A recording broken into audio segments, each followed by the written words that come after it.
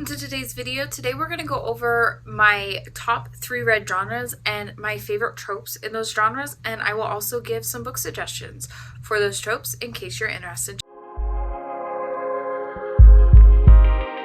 The first genre, my most read genre, mystery thriller, of course, and I know everybody says it, that domestic thrillers overrated, they're overdone, they're sick of reading them. I, on the other hand, still love a very good domestic thriller. One of those would be Gone Girl. This is a fantastic book. This also has the added element of unreliable narrator, dual point of views, a villain protagonist. There's so many other aspects to this book. It's also got a little bit of that psychological thriller thing. So this has a lot of different tropes, but it definitely has a domestic thriller element to it. So Gone Girl's about this husband who wakes up one day and his wife is missing, and all these clues are pointing to him, and he's kind of got to figure out what is going on. You're getting that dual point of view from the wife and the husband, and so you're seeing kind of the manipulation that's happened within this and what is the truth. And there's just such a mind twist, such a fantastic book, and I highly recommend. My second recommendation would be Every Vow You Break by Peter Swanson, another absolutely fantastic book. It's got a closed circle mystery aspect to it, which is really great. So this is about a woman who's on her bachelor party, has this one night stand, and now she's on her honeymoon with her husband at this beautiful island, and who would be there but the man that she had a one-night stand with on her bachelor party. And things, obviously, it's a domestic thriller, it's a psychological thriller, there's all those elements, and it does not go well. Another domestic thriller would be The Wife Between Us. This also has a very intense psychological element to it, which leads us into the next favorite trope of mine that's a mystery thriller, is a psychological thriller. I love a psychological thriller that messes with your mind, twists it, it keeps you going the entire time. Can't go wrong with that. Another one that I really like that I don't hear a lot about this author or this book, Girl I Used to Be by Mary Torgeson. Absolutely fantastic book. This also has a little bit of that unreliable narrator with it. So this woman she's a real estate agent. She took a client out to a dinner and wakes up, and then she finds out she's being blackmailed because she doesn't really remember what happened on this work dinner.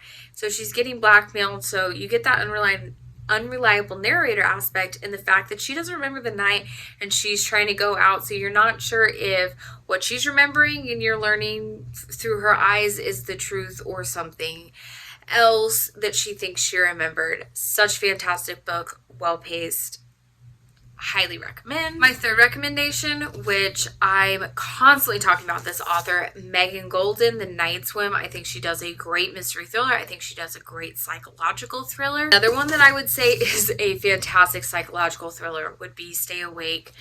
She does such a fantastic job in these books. I've given them both 5 stars. I'm so excited to read her work. But she does such a great job of adding so many different elements that bring in different parts of the story, and they're also interconnected. You don't know exactly where anything is in the story. It really messes with you, and you think you're getting this. You're really deep diving into those. And Stay Awake also, because she's trying to stay awake, and if she falls asleep she doesn't remember, gives again that unreliable narrator aspect to it, which is always fun. But Megan Golden is fantastic for a great psychological thriller that will keep your mind very, very engaged. This is another one of my top read genres, and I will say that I don't necessarily have a lot of really strong tropes that I'm consistently able to pick up books based off that trope and have a lot of success. However, I will say a slow burn, that works for me really well. And I'm just going to start off with giving an author, because I think Mariana Zapata is fantastic with the slow burn. Colty, The Wild Winnipeg in Me. I can't say I didn't really like From Luckvo with Love. I can't say. Not one of my absolute favorites, but the rest of them, I think she does a great buildup of that chemistry and that energy between the characters. Does a fantastic job. Another one of my absolute favorite slow burn books is Birthday Girl by Penelope Douglas. So this also has the added like forbidden romance. This girl is dating this guy and they move in with his father, and then he cheats on her and they break up and she stays with the father, and that is such a slow burn romance. The chemistry is there. It's fantastic. Highly recommend that book also. Fantasy would be another top read genre for me, and hands down magical realism, magical schools, magical systems, mostly anything witch and vampire oriented. And my absolute favorite like magical school, magical system is the Scholomance trilogy by Naomi Novik. So it's just a trilogy, 3 books, so good, about a school that, the first one's called A Deadly Education. This is the last one in the school that these students go into, and you don't leave until you graduate, and there's what they call Maleficari that's trying to get you. You have to survive it, and the school is like kind of alive and breathing. This one is the first one you get outside of the school that you kind of get to see even more into that world. So recommend, go check it out. Hands down, my favorite magical school system series trilogy that there is. Another one that has like a really cool kind of magical like system type thing and a little magical realism is the Wayward Children series by Shauna McGuire. So this is the latest one, Lost in the Moment and Found. In an Absent Dream is my favorite. These are about a school for wayward children. So these children have gone through these doorways, which are like portals to another world, and these worlds are very specific to these characters, and then these worlds will spit them back out, and they go to the school because they can't quite deal with reality, or always kind of trying to find their way back to the school. And there's this school that's helping them through that, and they've all kind of gone through this experience. And some of the books you get to actually go into these worlds and see them, and they're all, the worlds are so different and so unique. This is such a great series, and they're still coming out with more, so highly recommend checking it out. The one that I really like is The Discovery of Witches. This is also a trilogy. It's a little bit longer trilogy. It's a little bit slower paced, but I really like the magical realism in this. The little bit of the magical system. This is about a witch and a vampire who teamed up to find this in the Book of Life. They also fall in love, so there's a little bit of a romance. You kind of get to go back in time. So there's that, time change aspect. A fantastic book. I like the magical realism, if you will, aspect to it, in the sense that this is the magic. It could be in our world now. As you all know, I wish magic and witches and vampires and all that stuff was real. How that stuff could be happening in the world around me is always a fun one. Can't leave out Harry Potter. Everybody loves Harry Potter. I throw that in there as like a nod to Harry Potter because it's Harry Potter. I'm going to throw in one more trope genre selection just for fun. Horror, and my absolute favorite horror trope is the final girl trope. Love it. And speaking of that, my absolute final girl book is Final Girls by Riley Sager. I think the twist in this is so intense, so unexpected.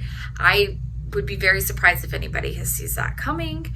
So this is about, there's a trio of final girls who have all final girls, all survived some very big bloody massacre.